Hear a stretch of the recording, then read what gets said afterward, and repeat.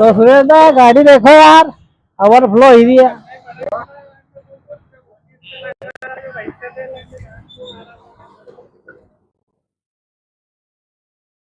गाड़ी देखनी है, ओवरफ्लो ही थी। अरे एक में पेट्रोल यही रे यार, फिर का 2-3 जगह बताई भी थी, जब भी बन नहीं रही। सही करा है कार्बेटर खोले था तो एक जगह, कार्बेटर खोली करे वरना फिर भी बन नहीं रही हो। देखा खोल के। हाँ अरे कार्बेटर खोल के देखो, सही साथ चेक करो क्या हो रहा है।